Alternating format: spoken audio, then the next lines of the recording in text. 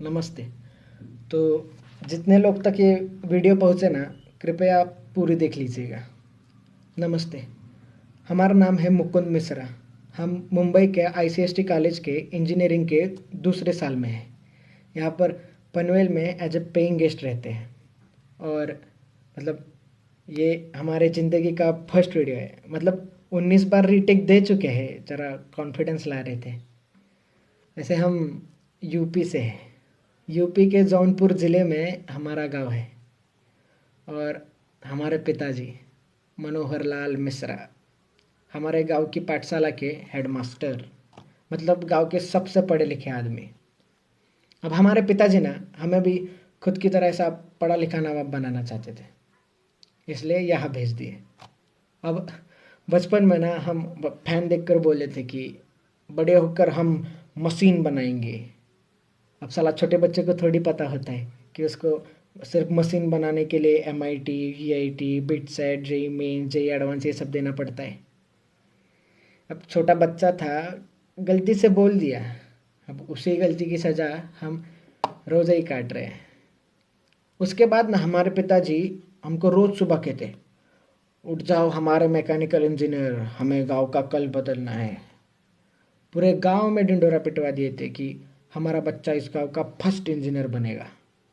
अब साला इस मोड़ पे पहुंच गए थे ना कि हम मना भी नहीं कर सकते थे कि पिताजी हमको इंजीनियरिंग नहीं करना। मतलब पिताजी की इज्जत चली जाती थी। हमको हमको क्रिकेट बहुत अच्छा लगता था। कहीं और ज़्यादा अच्छा ना लगने लगे इसलिए छोड़ दिए। उसके बाद हमारे पिताजी हमसे कहे कि बेटा अगर ज़िंदगी में तरक्की करनी है ना तो ये गांव के दोस्तों के साथ घूमना फिरना ये बंद कर दो। तो हम बचपन के दोस्तों के साथ घूमना फिरना भी बंद कर दिए। हमको याद है हम 10वीं का पड़ाव बहुत ही ज़ोर से पार किए थे। मतलब पूरे ज़िले में 7वें आए थे हम। और इनाम के तौर पर हमें पिताजी ये सैमसंग का फ़ोन दे दिए। हमसे कहे कि बेटा जब मैकेनिकल इंजीनियर बनोगे तब टच स्क्रीन वाला दिलाएंगे। अब जब साला मैकेनिकल इंजीनियर बनेंगे तब इनसे थोड़ी ना मांगेंगे फ़ोन, हम बर्बाद ना हो इसलिए नहीं देते। और हमको इस चीज़ से दिक्कत भी नहीं थी।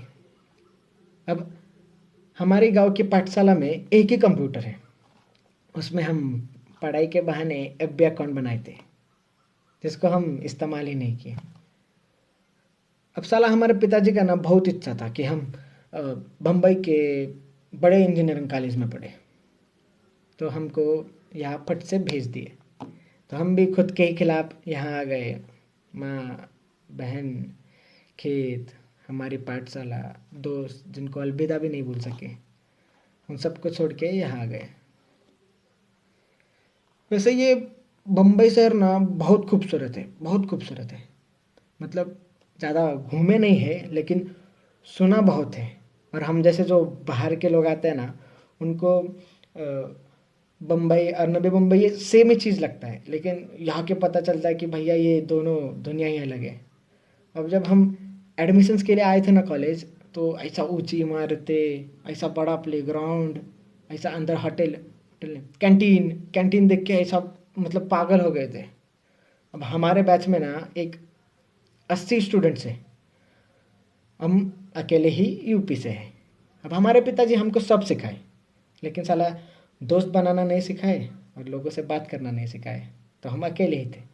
और यहाँ के बच्चे भी ना बहुत ही अलग, मतलब कैसे बताए, मतलब बहुत ही मॉडर्न और फैशनेबल है। मतलब ऐसा गॉगल पे, जैकेट पे, KTM पे ऐसा कॉलेज आते हैं। और मतलब कुछ लड़कियां हैं जो ऐसा स्कर्ट में, मतलब हमको इस चीज़ से दिक्कत नहीं है, बिल्कुल दिक्कत नहीं है। बस हम पहली बार देखे तो थोड़ा गड़बड़ा गए थे। और कुछ स्टूडेंट्स तो चड्डी पे कॉलेज आते हैं। साला 1 साल के सफ़र में हम कभी हमारे PG के बाहर भी चड्डी पे नहीं गए। और भैया अंग्रेजी तो इतना तेज़ बोलते हैं ना कि समझना छोड़िए, सुनने में भी बड़ी दिक्कत होती है। मतलब हम इनकी तरह कूल नहीं थे।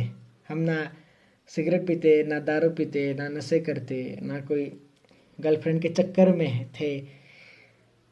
और हमारे कपड़े हमारे कपड़े भैया, मतलब एक फॉर्मल शर्ट, एक फॉर्मल पैंट, हाथ में पापा की घड़ी या चश्मा और नीचे सैंडल। और इस्त्री भी हम खुद ही करते थे।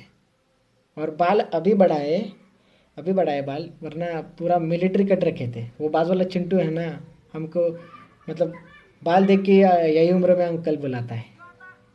अभी हम मतलब ये सबको अगर बाजू में रखे ना, तो हम वैसे बहुत होशियार है।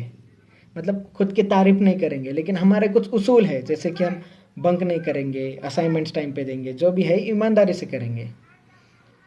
अभी 2-3 महीने पहले का बात है, हमारा सेम 2 का एग्ज़ाम्स पास में आ रहा था।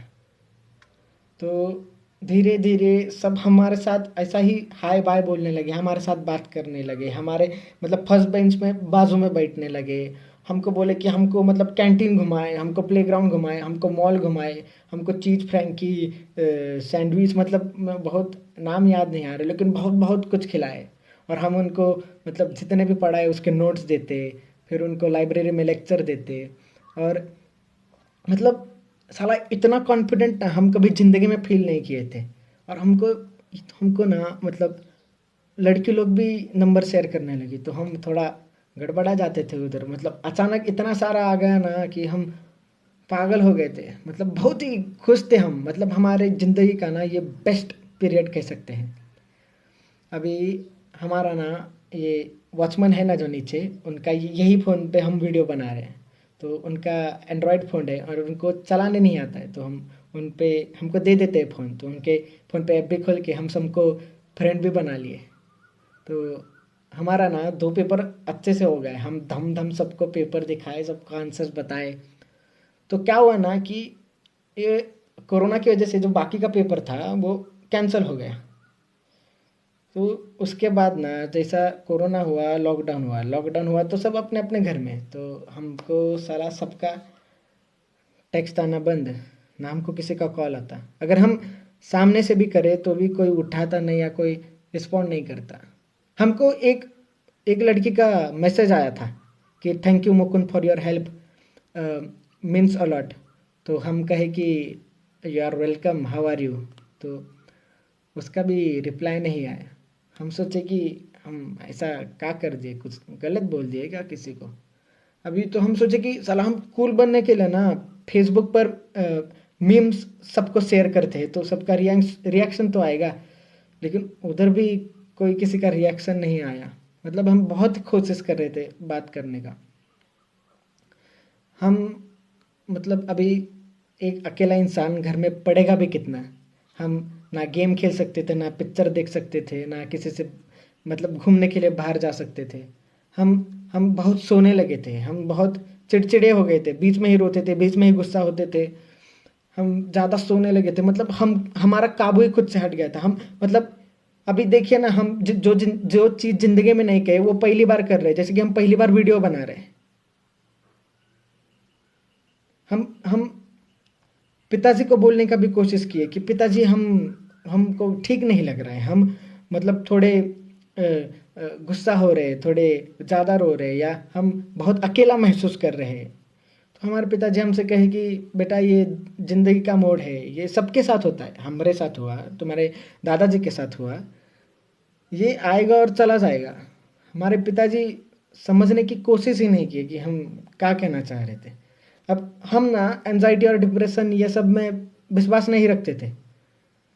पर साला जब वो इंसान को होता है ना वो चीज़, तब तब ही समझ आता है कि भाई ऐसा मानसिक बीमारी करके भी कुछ तो होता है। अब हमारे गांव में ना मानसिक बीमारी का 2 ही मतलब है, एक तो भूत बाधा और दूसरी मतलब ये पागल हो गए।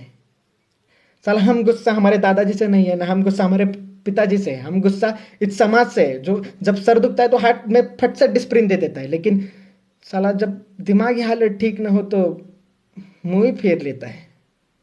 अब साला परसों का ये बात है, हम उसी उम्मीद में फ़ोन लिए थे कि हम देखने की फेसबुक पे हमको गलती से किसी का मैसेज आया रहेगा। तो हम खोले तो देखे कि सबने स्टोरी शेयर किए थे, और उसमें लिखा था, तो क्या लिखा था, उसमें लिखा था कि if you feel lonely you talk to me, I better see you laughing instead of seeing in your grave, and suicide is not the option.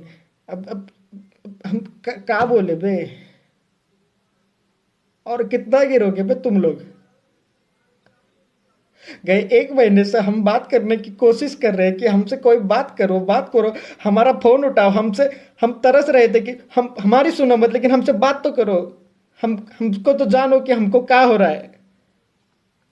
साला एक फेमस इंसान अगर सुसाइड कर ले तो सबको इस चीज का फर्क पड़ता है, लेकिन आपको पता है क्या, साला हर 1 घंटे में एक स्टूडेंट भारत में आत्महत्या करता है, लेकिन तभी किसी को फर्क नहीं पड़ता क्योंकि वो फेमस थोड़ी ना है। ये फर्क छोड़िए, ये ना ये सोशल मीडिया को चलाने के लिए ये लोगों को कंटेंट मिल गया, और ये जो कंटेंट है ना, ये इंसान की जिंदगी से भी बहुत ही प्यारा है।